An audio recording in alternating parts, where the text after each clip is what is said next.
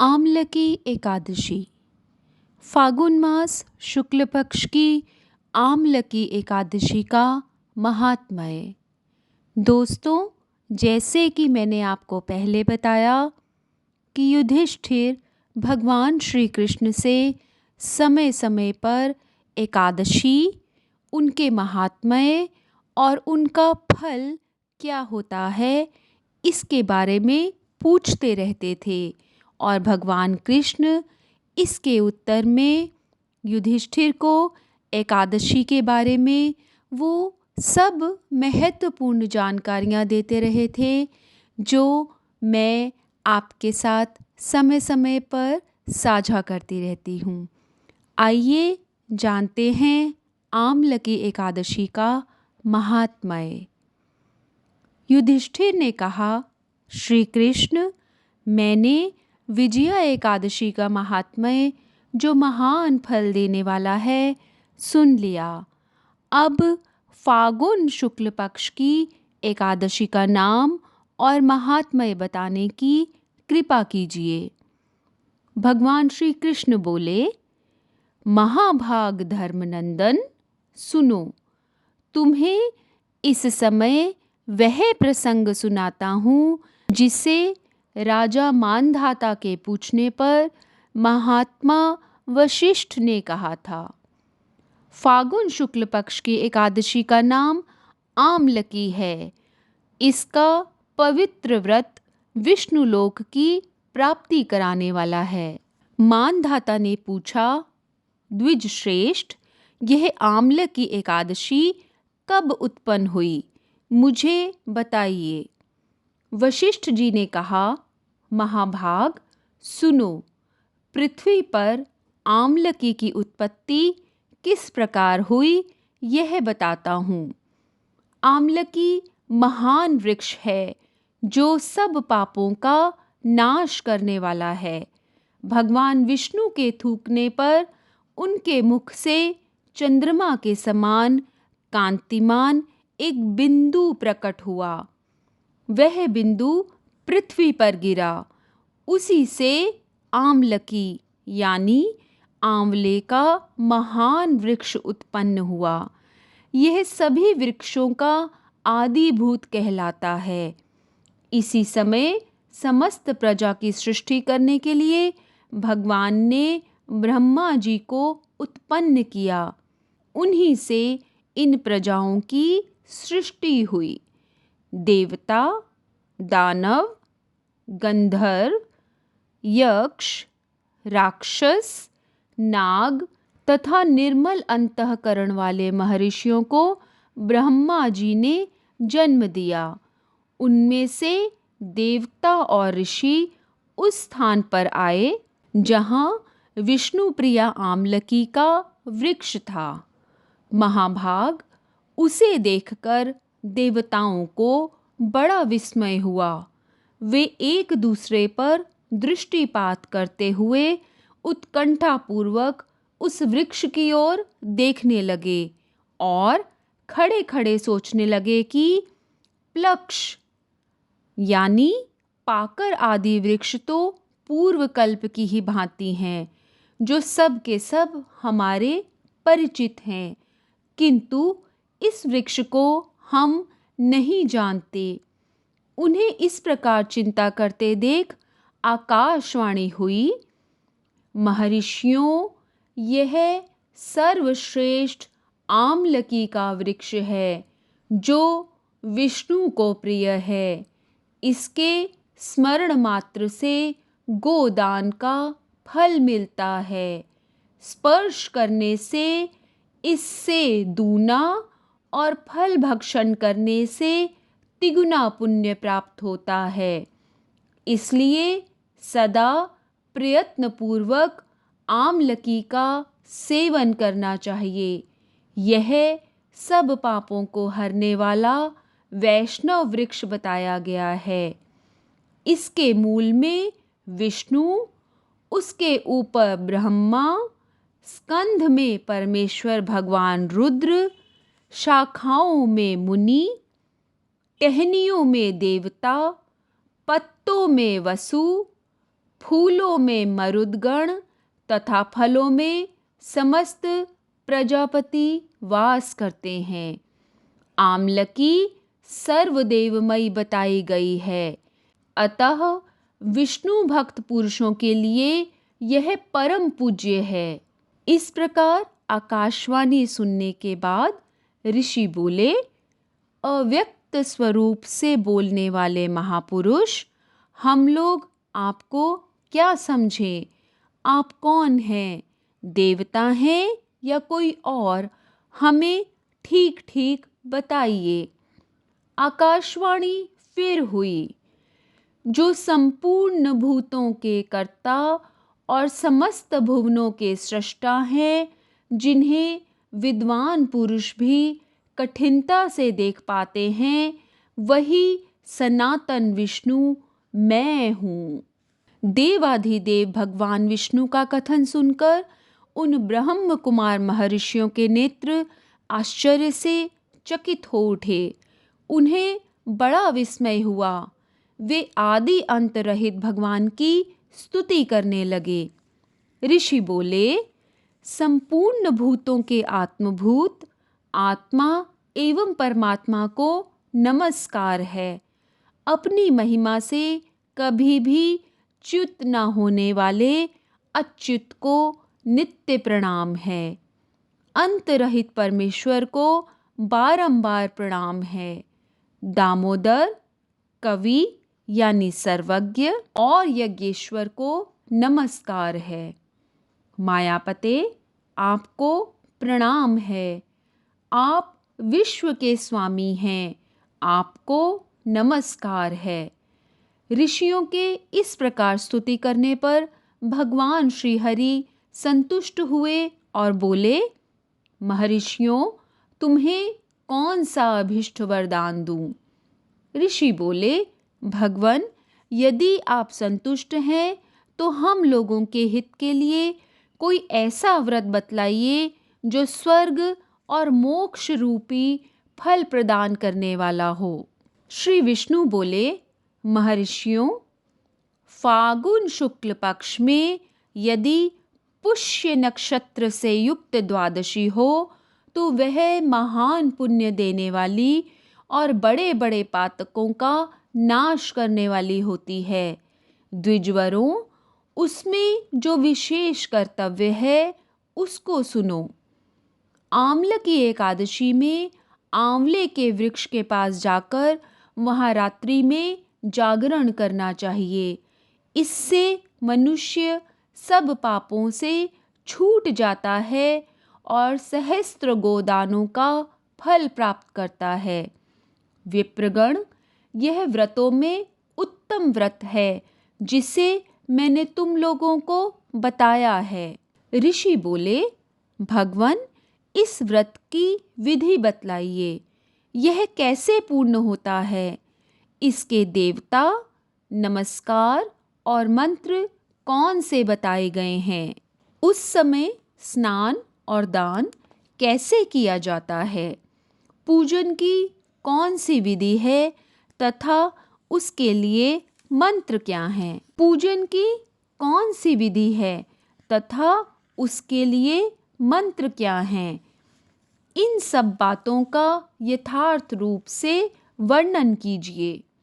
भगवान विष्णु ने कहा, द्विजवरों, इस व्रत की जो उत्तम विधि है उसको श्रवण करो।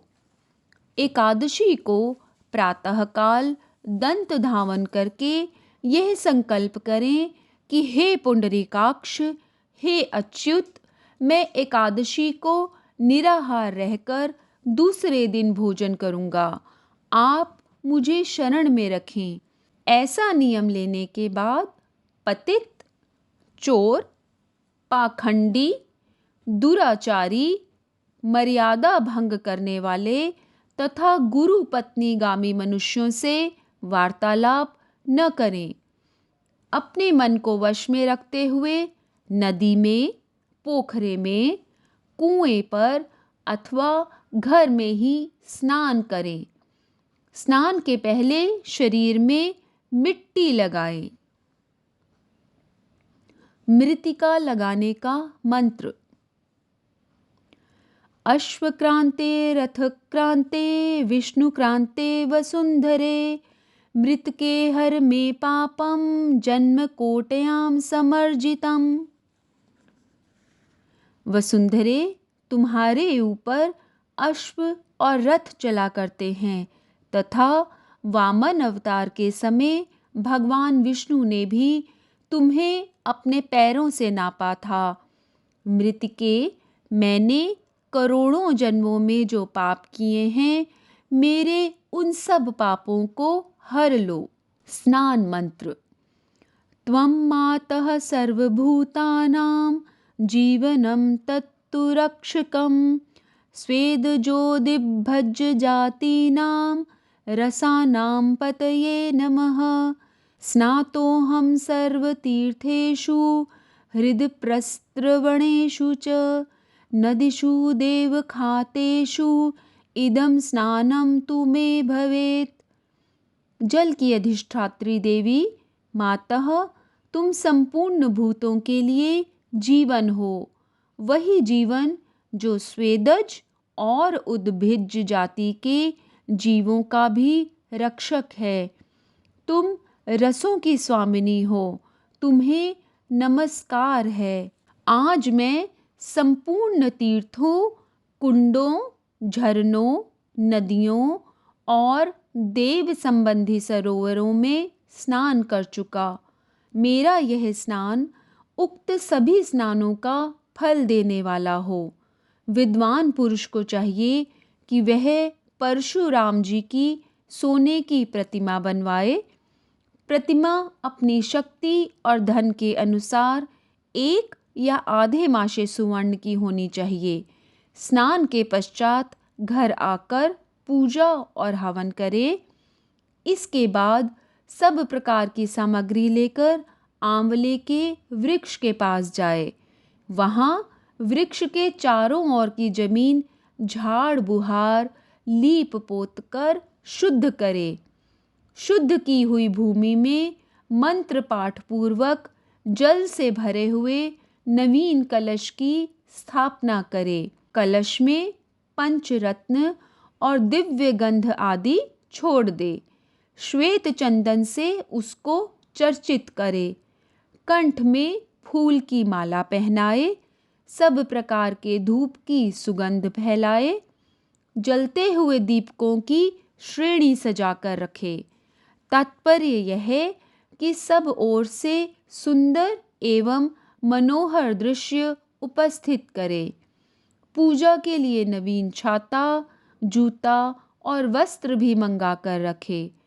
कलश के ऊपर एक पात्र रखकर उसे दिव्य लाजों यानी खीलों से भर दे। फिर उसके ऊपर सुवर्णमय परशुराम जी की स्थापना करे।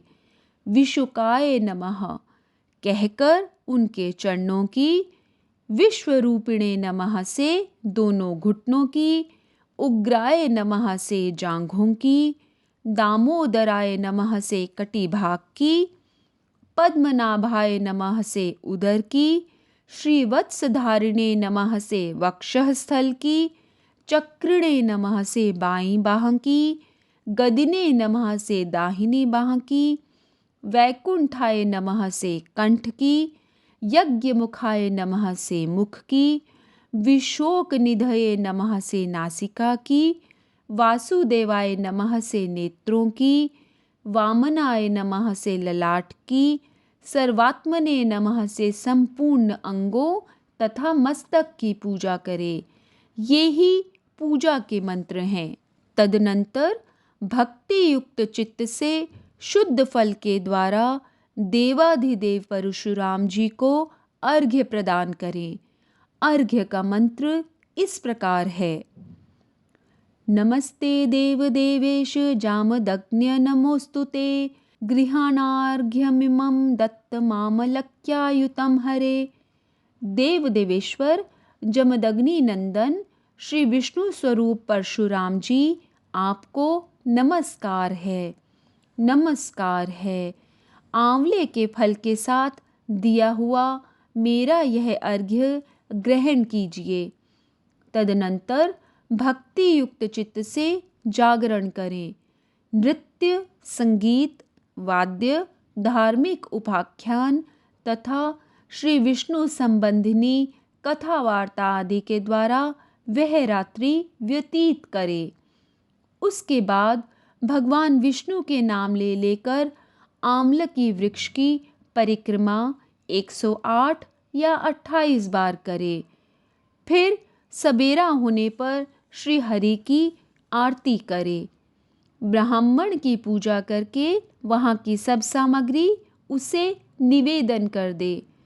परशुराम जी का कलश, 2 वस्त्र, जूता आदि सभी वस्तुएं दान कर दे और यह भावना करे कि परशुराम जी के स्वरूप में भगवान विष्णु मुझ पर प्रसन्न हों।